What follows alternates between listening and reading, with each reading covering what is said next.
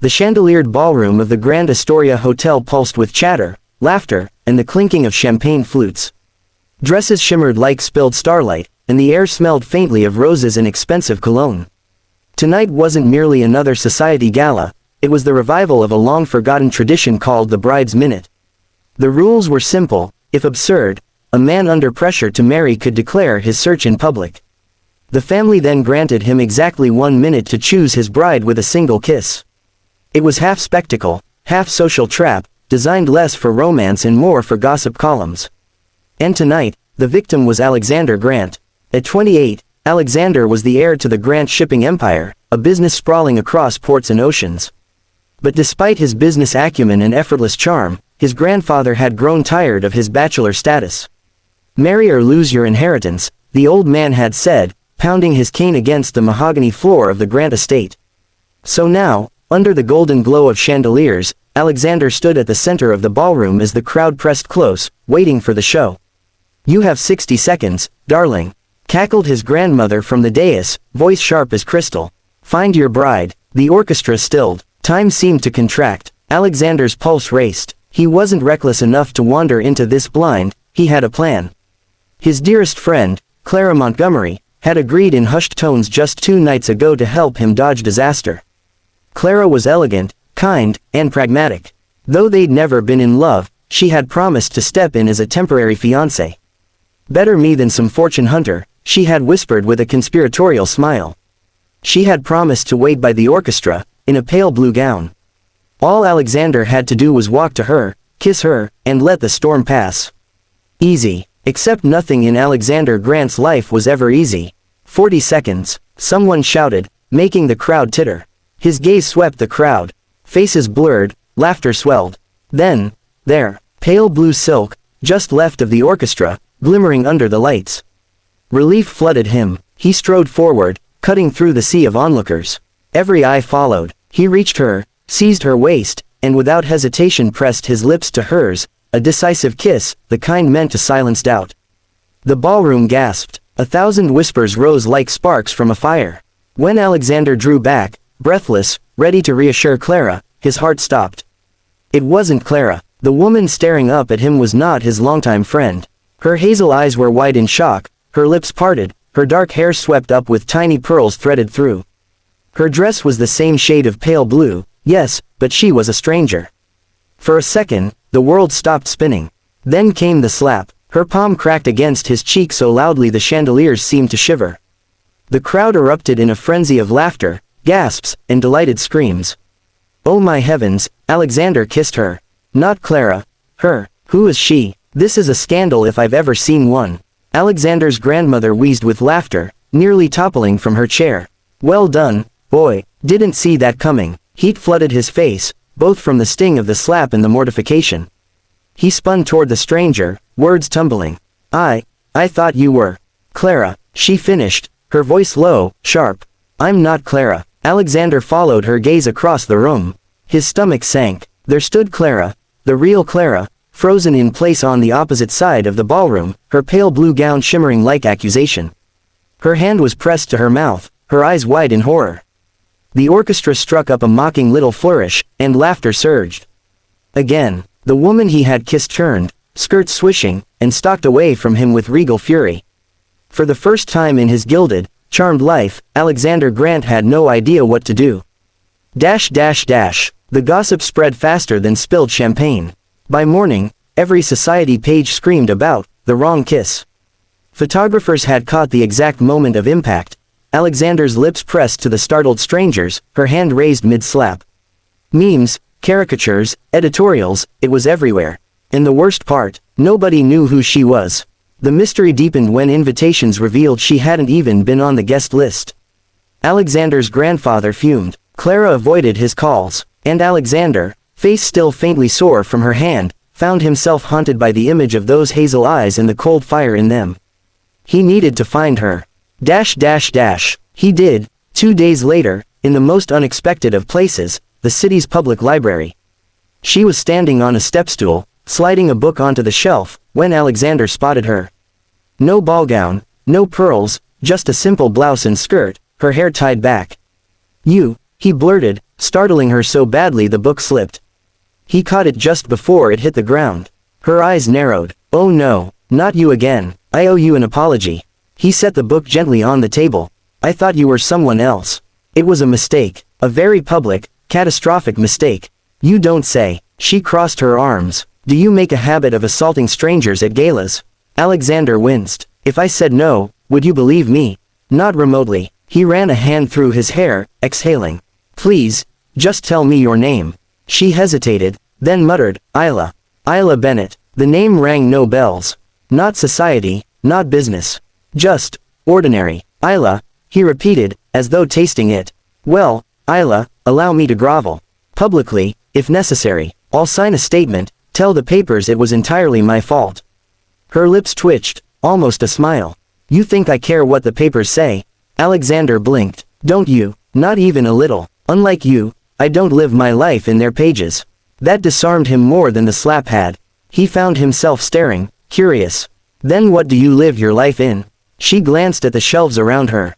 "Books, work, quiet, things that actually matter." Something in her tone lodged itself in his chest. Days turned into weeks, and though Alexander hadn't meant to, he kept finding reasons to visit the library. At first it was to convince her to let him make amends. Then it was simply to hear her talk. Isla was sharp, witty, and unimpressed by wealth or charm. She treated him not as an heir, not as a scandal, but as a man fumbling through life. Strangely, he found himself enjoying that. The press, however, had other ideas. Rumors swirled. That Isla was his secret lover, that she had orchestrated the kiss for fame, that Clara had been betrayed. His grandfather demanded explanations. Clara finally snapped, confronting him in person. "You were supposed to kiss me, Alexander." She hissed. "That was our deal." "I know, and I'm sorry." "Sorry doesn't undo the fact that every socialite in the city thinks you've fallen for some nobody in a blue dress." He flinched at her words. Because deep down, he was starting to realize, maybe he had. The turning point came at another gala, 3 months later. Alexander spotted Isla across the room, invited this time, though she looked miserable under the scrutiny. Whispers chased her steps. Clara stood nearby, glaring daggers. His grandfather watched from the dais, cane tapping impatiently. For once, Alexander didn't hesitate. He crossed the room, ignoring the cameras, the whispers, the weight of expectation. He stopped in front of Isla, heart pounding. "Alexander," she whispered, warning in her eyes. "Don't." But he did. He kissed her, gently this time, not a mistake, not confusion. A choice. The crowd gasped. Cameras flashed. His grandfather groaned. Clara stormed out. When Alexander pulled back, Isla stared at him, stunned. That, he said softly, wasn't a mistake. And for the first time, Isla didn't slap him. The gossip never stopped, of course. But neither did their story. The wrong kiss had become the right one, and Alexander Grant, once a reluctant bachelor, had found his bride not in a plan, not in expectation, but in the chaos of chance. Sometimes the wrong kiss is the only one that leads you exactly where you're meant to be. The ballroom of the Grand Astoria glittered under chandeliers, humming with the nervous anticipation of an audience about to be entertained. It wasn't just another society gala tonight, it was the revival of a tradition most had only heard about in stories, the bride's minute. The rule was simple, if absurd. A man under pressure to marry could declare his intent before witnesses. The family would then grant him 60 seconds, no more, no less, to choose his bride with a kiss. The man at the center of tonight's spectacle was Alexander Grant, heir to the Grant shipping fortune, known for charm, headlines, and scandal.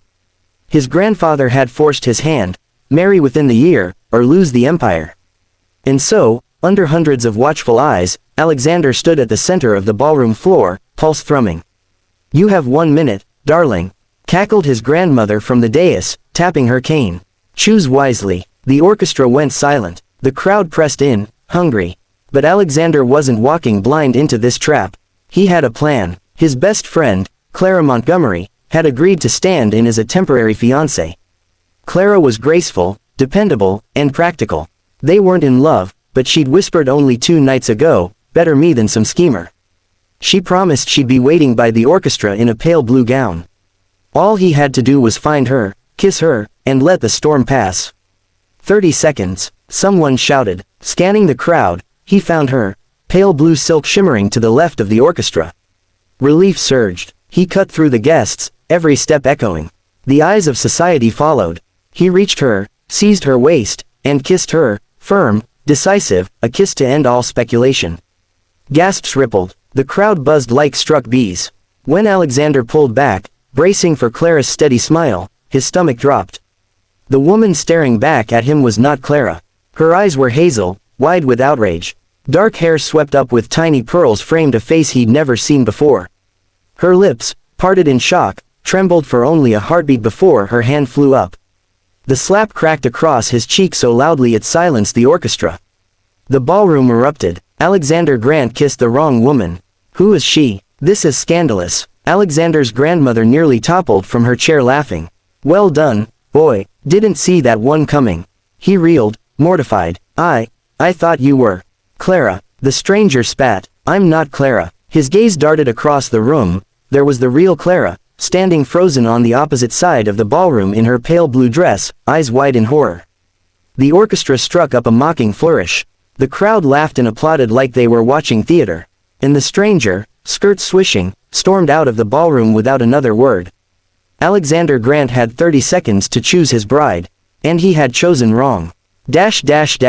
Part 2. The right choice.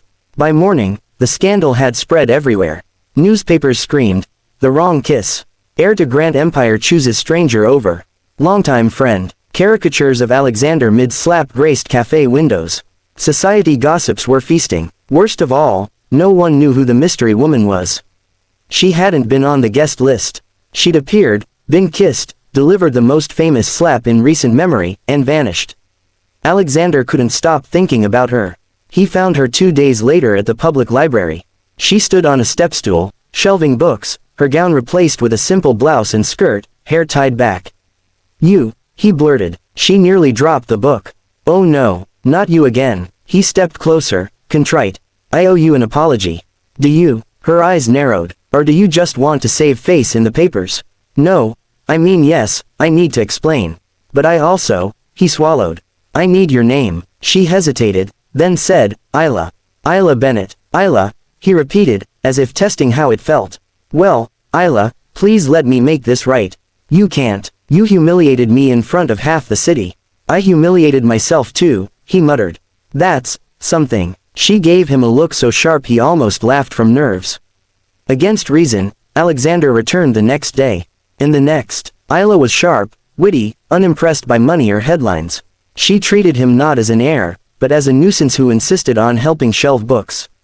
For the first time in years, Alexander felt like just a man, not a headline. But society didn't forget. Rumors swirled. That Isla was his secret lover. That Clara had been betrayed. His grandfather thundered about duty. Clara confronted him, hissing, you were supposed to kiss me. Do you realize what you've done?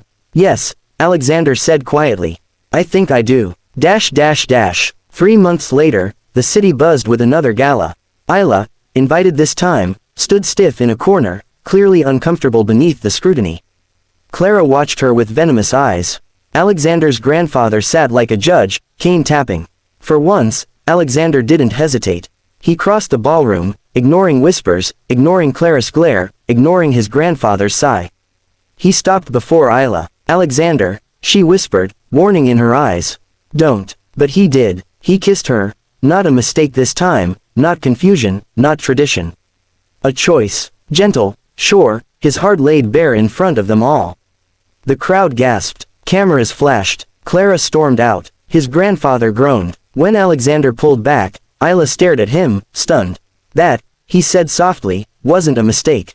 And for the first time, Isla didn't slap him. The wrong kiss had rewritten everything. And sometimes, Alexander realized, the wrong choice was the only one that could lead you to the right person.